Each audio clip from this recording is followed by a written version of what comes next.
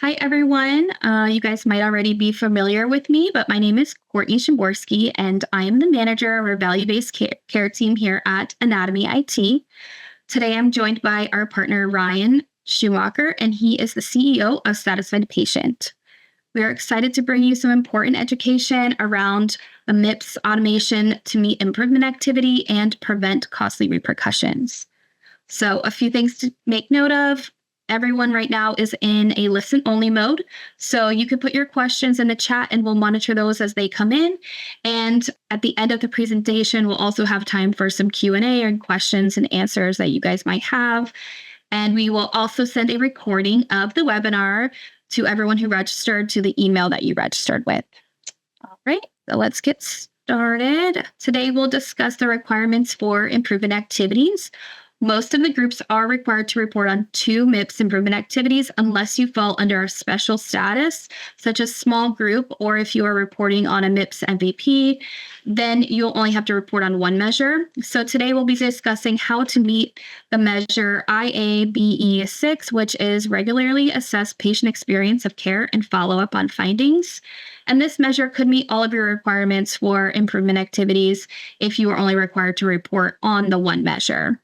We will also review how to prevent costly financial repercussions, how to maximize your revenue through patient satisfaction, and Ryan is also including a bonus secret impact you can have on hiring performance. And I'll let you take it away from here, Ryan. Yeah, Courtney, great. Thanks for having me on today. Excited to be here. MIPS, right, is challenging. You've got a lot of requirements there that you have to meet, and really it's all about making you compliant, ensuring that everything's documented, so you can meet all those MIPS measures. So excited to share things with you today, but I want to start a little bit with the background around Satisfied Patient. And again, my name's Ryan Schumacher with Satisfied Patient. We help medical practices, not only get online reviews, but get actionable patient feedback to improve the patient experience.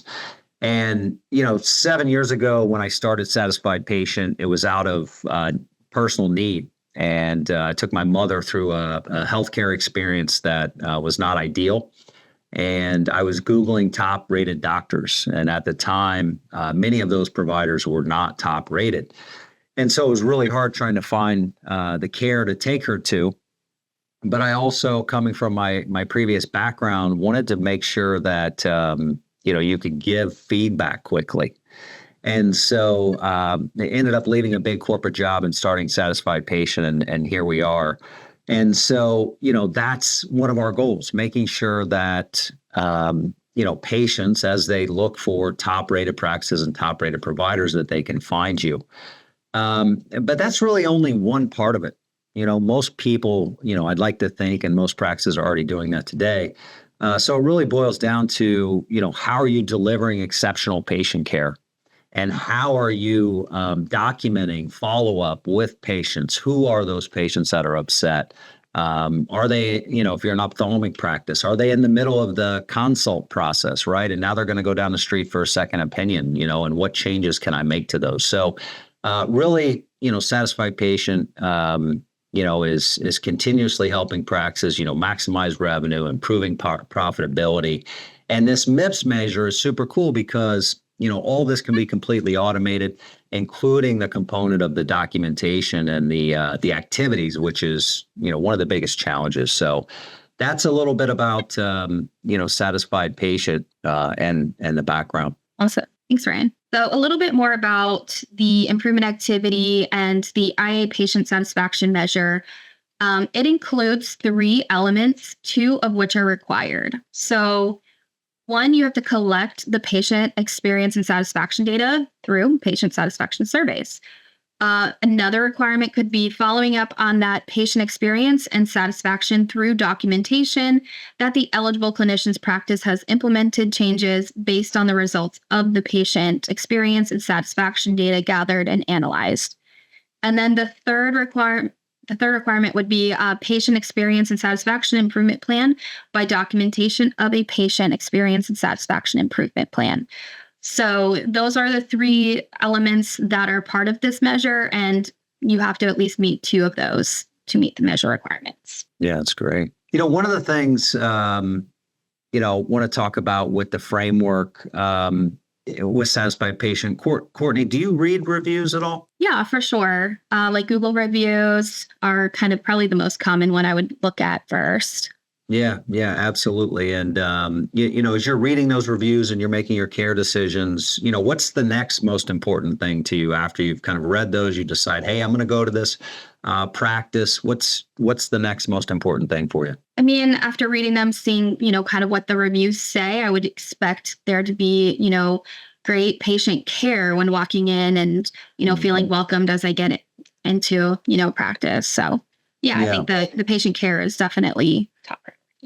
Yeah, that's right. Are they delivering on their promise, right? And it's super important, the care component of it and auditing that, right? So this is the satisfied patient framework, and it really starts at, if you look at this like a clock, we're looking at 11 o'clock first, and we're looking at those online reviews, and there's so many different components of it. I think probably one of the biggest ones I think about too is, the referral piece.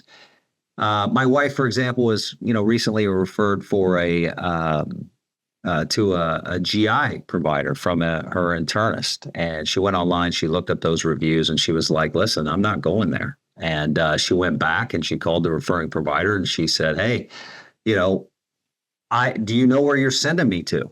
And have you seen their reviews? I don't want to go there. I want a different referral. So, that often poses a challenge as well, right? They, sometimes maybe they do deliver great care, but their online reputation doesn't reflect it. So you want to understand that component, and that's really kind of step one. That goes for your locations. It goes for your providers as well. And then the second piece, moving to the right at 2 o'clock, it's about patient retention. And, one of the, most impactful components is retaining your existing patient base. Because as you continue to get, 20 new patients in the door, that's great. But if you're losing 30 patients, that's a deficit of 10. Right. So you're actually losing 10 patients. So what does it look like in terms of your patients? And I know a lot of practices, right, that we work with have a long wait list of patients are booked out 2 to 3 months, but they're still, losing some patients, and they're able to, see why they're losing patients and where are they losing them at? Are they losing them after the consult, et cetera?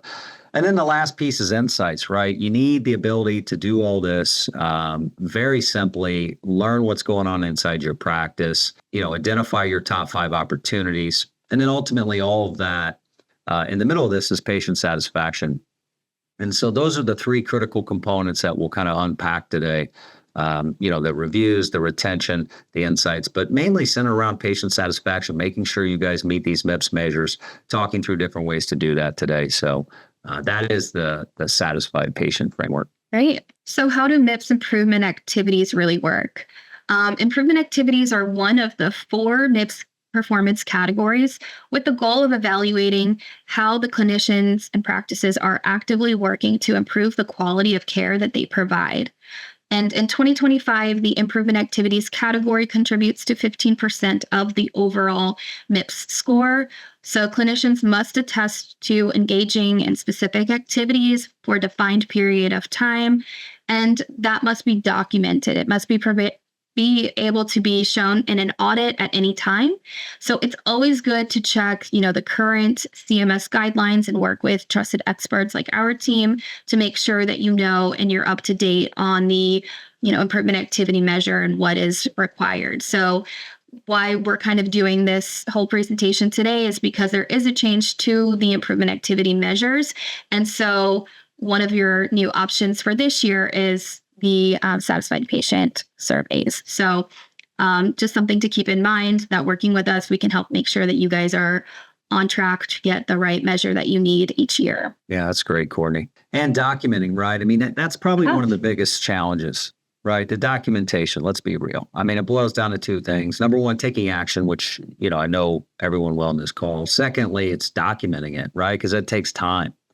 More time than you think at times. And then the improvement plan, right? So I have these things documented. What am I going to do? So we'll talk a little bit more about that. How practices are manually trying to meet MIPS. Courtney, as you look at these ways, right? There's 5 ways on this slide: verbally asking their patients at the end of the exam, paper survey, adding survey to their website, tabulating these results in Excel. I've seen that. Adding notes in charts for plans, right? Those improvement plans, like adding them in individually, based on this patient's experience. So of these, which of these manual ways have you heard, practices used to try and meet MIPS? Yeah, I mean, I've seen all of them, I feel like, at some point or another in various ways. So, it just depends on that practice. But, I've seen it kind of in each of these ways that you've shown. Yeah. So these are all like different ways, but they take a lot more time. So Yeah. Yeah. And, one of the cool things too, I mean, as I think about it, right, it's like, I can prescribe a plan for a specific pain point inside a practice, but is that only addressing like 2 patients? Like maybe, and again, that's important. I'm not saying it's not important, but maybe there's a bigger, improvement plan that I can put in place that addresses, 75% of my patient base, right? So it's maximum impact for the same amount of work that I would have put in on implementing something that impacted 2 patients. And the reality is there's, a lot of overlap. So, yeah, it's awesome. Let's go to the next slide. This is just a simple sample. I think one of the biggest things that, you have to constantly consider is the patient experience. It's the key to growing your practice. It's the key to retaining your patients. But think about the patient experience in the context of your survey too, right? So is it a bait and switch survey where you're in it and you're, hey, please answer one question. And next thing you know, it's 30 minutes later and they've got me, on question number 19 and they're sending me these micro surveys about, did I have a wait time problem? Yeah, I did. If you're going to send me a survey that says I have a wait time, guess what? You probably have a wait time already. So stop doing that is my advice to a lot of people, and simplify. We use Net Promoter Score. We can set up demos, talk more about it. But I think the punchline here is a couple things. Number 1, fully automated. Number 2, simplicity in your survey is more important than anything else. Making sure you're measuring it, making sure it's automated, right? The paper surveys, doing some other targeted stuff, takes additional time. It also drops off on the response rate. So you want to maximize your response as you execute these surveys. And you want to make sure it's automated inside your practice management system as well. Cool. This is back to Courtney, one of your earlier points, right? There's 3 things at the bottom of this slide in the left-hand corner: collect patient experience surveys and satisfaction data. You can do that through a real-time survey product. The second is documenting follow-up, right? And I think, one of the biggest, I had a meeting recently with a very large practice, and they have a real-time survey running, but what they're doing is they're getting feedback anonymously from their patients. And so that's super hard to deal with, right? And anonymous surveys, while they seem, oh yeah, this is important, it doesn't really equip you to be able to dig into those specific patient issues, track back those, look it up in the chart, determine what happened, follow up with the patient when it's anonymous. If you don't know who it is, how are you going to quickly send them an email and, invite them to give you a call so you can talk about that internally? So documenting the follow-up is super important. And then the last thing is making sure you have the improvement plan in place. And so that's something, again, that we focus on to make sure that, not only are things documented, you've got an improvement plan. So if there is an audit, because it's really not, it's not if you get audited, it's more about when you get audited. Right, Courtney? Yeah. Sure. Cool. Automation is key. I know there's, people we talk to all day long, the providers, the practice administrators, time is the ultimate thing that we all want more of. And, you spend your money to get more time in the day. That's the reality of it. And automation is critical. That's one of the things I would recommend, all practices focusing on is the automation between the patient and the practice, making sure your surveys, delivered in real time, following some of those best practices on delivery, right? When it should be delivered, making sure you're getting the most impactful feedback as quickly as possible. All right. So looking at this, it looks like there's some, reviews that are on here. So how satisfied patient can help these practices? What are we kind of expecting to see with their, scores and things like that? Yeah. So, as it relates to MIPS, I think there's a couple things. Number one, you want to check the box on measuring patient satisfaction first. The second one is, following up with those upset patients. You need to know who they are. You need to have a plan in place for following up with them. And ultimately, you've got to go back to your staff, right? And so, Lynn here from Swedberg Eye Care, it's one of the things, right? So you're constantly improving, taking very clear insights back to your staff, talking about setting patients' expectations, for example, on the wait time, right? We've got another video out there, shows you the 5 best practices for setting patients' expectations on wait time, right? It's 5 very simple things that you can see a tremendous impact on inside your practice. And so HR time, right? Taking those things back internally and then documenting it, right? So, Andrew Wong, a great example of Kansas City Eye Clinic. Sure, reviews are a byproduct of what we're doing today, but really, it's beyond reviews at this point. If you're, I always like to say, listen, when you're 4.9 rated, and you have a 4.9 rated practice with hundreds of reviews, let's talk, because I know at that point, you are dialed into the patient experience, right? You're super dialed in. You understand the importance of the patient experience. Now it's really time to dig into, the feedback, right? The actionable feedback, comparing this stuff, making sure that the plans are documented, making sure everything's in place, to honestly build a better practice and make sure you meet these MIPS measures. One of the things here is what top practices do to be the best. And, this is a practice here that is, meeting these MIPS measures, and a great example here is, you can see like just exactly what we talked about. You see there's a top rated provider there. They've got a top rated practice. I intentionally pulled out that review because it takes a village, right? It's not just one person delivering exceptional care. It's an entire team, right? The entire staff is courteous professionals willing to talk with you about your eyes or any concerns. And then they replied, the team at Geneva Eye Clinic. So, achieving operational success and meeting these MIPS, following up with patients, sharing what your top 5 opportunities are, consistently having that dialogue inside the practice really moves the needle for you. And, ultimately, I'm going to share in a second, kind of a big unlock with hiring and performance, which this has a huge impact on. Courtney, what is it? How much time and money does it take to hire somebody these days? Not quite my job responsibility to have to hire, so I really don't know, but I would imagine that it's quite a bit of time and money to have to hire new employees. So yeah. It's a lot. Think about it. You're writing job descriptions, right? You're posting jobs. You're weeding out candidates, right? I'm getting 300 resumes for one job. How to do that, right? And it's a lot of time. It's a lot of money. And, we had a practice who, again, was in need of a position, had a very high number of online reviews. They were 4.9 rated for their practice.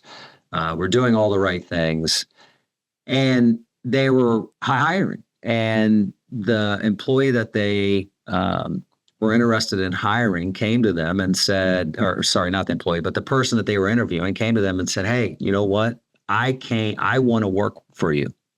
And the reality of it is I have another job opportunity somewhere else for a little bit more money. But based on your online reviews and what I've read about your practice culture, I want to come work for you. And so this person took less money to join the team. Now, because of what they've read online, right? So people aren't going to Glassdoor anymore. They know that's the dumping ground for negative reviews when people are on the way out of an organization. So what are they doing? They're going to Google. They're reading these reviews. And so why not stack the deck in your favor, attract top talent, while meeting these MIPS measures? I mean, it all goes hand in hand. It's super beneficial. But that's the bonus, right? There's so many byproducts of this thing. When I was trying to help my mom, it was just about, finding her the best care. Now this thing has evolved into, Google's the 800-pound gorilla. So if you're going to meet MIPS measures and do all this work, you might as well reap some other benefits of it as well. Yep. Cool. One thing that I was thinking about as we're talking through this, the webinar was, how can we help, right? I mean, obviously, for those who are interested on the webinar today, we've got a special offer for you next that we'll talk through. But here's a worksheet as well. And this is a free worksheet. And I think Jennifer's going to, drop it in the chat and, probably send it out afterwards to everyone as well. But it gives you a step-by-step guide to how to manually meet MIPS. And so you can use this worksheet and you can, manually meet MIPS by following these guidelines. And Jen's just posted in the chat there. So take advantage of that. But we pulled that together for everyone there today. We're just trying to help you out. So I think that's a great worksheet you guys can take advantage of. Thank you. Yeah, of course. Again, excited. Thank you so much for having us on today. We have, a lot of shared clients already. So, if anyone's interested, you just go to satisfiedpatient.com. Very simple. Top right-hand corner, request a demo button. Click that, enter your information. It takes you 30 seconds. And during that demo, tell us, use the promo code ANATOMYIT. We can automate this entire process for you. Make sure you meet these MIPS measures. You get a waived setup fee, 1 month of free service, which is pretty amazing. And, it's a minimum value of $7.99. It's month to month, no contract, special offer through April 30th for everyone on the webinar today. So if you're interested, let us know. Happy to help you. And thank you for attending. I know we're going to do some Q&A. We had some pre-submitted questions, Courtney. I think Sarah is going to jump back on too from an Anatomy IT perspective. Yeah. Sarah is joining as well. So she is our health policy manager. So she also provides a lot of good insights on the MIPS measures for improvement activity. And also, if you don't feel like asking any questions right now, you can also email us at mipsconnect@anatomyit.com. If you think of something after our conversations right now, feel free to email us as well there and put any questions in the chat.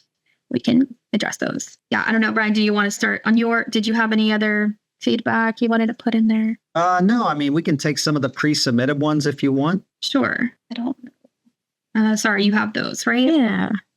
Awesome. So one of the questions that we've gotten asked a lot about this improvement activity in particular is, what does follow-up look like? And I know, Ryan, you talked a little bit about that, and Courtney went over there's 3 parts to IABE6. So I just want to clarify, because we did say, 2 parts are required. And so that's the case. So the first part, administering the survey and collecting the data, which Satisfied Patient can automate for you. It's really hard to do the other 2 parts if you don't do that first part, since the second part is following up on the survey findings. And then the third part is creating an improvement plan. So those are 2 separate things. I know we kind of talk about them intertwined because they really do go hand in hand. But, what does this actually look like? So from a health policy, MIPS documentation perspective, you need to be able to show that your practice has implemented changes based on the results of your patient experience and satisfaction data that you gathered through the survey. And you need to be able to tie those specific improvements that you've made to practices and processes back to those survey results. So if we take the example, we talked about wait times if your practice finds through surveys that a consistent complaint or long wait times, you and your practice can either show that you've followed up on this by implementing specific improvements. So maybe you have a new scheduling method that you're using, and just make sure that you're documenting what you're doing and show that you've implemented this. Or if you haven't been able to fully implement this yet, but you have an improvement plan and you show these are all the steps that you're going to do with specifics and tie that back to the survey, that's also acceptable as well. So just wanted to put that clarification out there that, the follow-up and the improvement plan are two separate elements of this activity, and you just need to do one of these in addition to collecting the survey data to satisfy this requirement. Thank you for that. Yeah. So Rob, great point. Yeah. And as it relates to satisfied patient, like same thing, right? So you can actually meet all of these inside our software, right? So the documentation component, if you are, to Sarah's point, making these changes, with the wait time, those can easily be documented. So it's something you have a record of if there ever is an audit. Cool. Awesome. Courtney, one of the questions, that's pre-submitted that came in was, what type of response rate do you see from patients, to your surveys? And, I want to talk about industries first, right? So the industry average on surveys in general is about 5 to 10%. And we like our customers to be between 20 and 30% response rate. There's an interesting correlation also between patient satisfaction. So the higher your patient satisfaction measurement is, and the higher patient satisfaction you deliver, so the better care you provide, the higher your response rate is on your survey as well. So there's some interesting data. We've been doing this a long time, and that's super interesting, but is a question we get often. I think we might have time for one more question. I don't see any right now in the chat, but if you want to do one more, and then we're right at time. Yeah, just the last one. Again, how long before you see results? Again, as you guys work to meet these MIPS measures, you see results in real time. And I think that's super important. It's not something that, takes 6 months to do. You start getting real patient feedback day one that can be responded to, can be documented. You can start to see what are your top opportunities that you can put those improvement plans in place for. And again, take a look at the worksheet. It's a great resource to get you started. And if you're interested in learning more, let us know. We're happy to help. Awesome. Thank you, Ryan. Thank you. And again, if you guys want to ask any additional questions or, need any more information, feel free to email us at mipsconnect@anatomyit.com. And we will also be sending a recording of the webinar from today to your email that you registered with. Awesome. Thank you so much for having me. Yeah. Thank you, Ryan.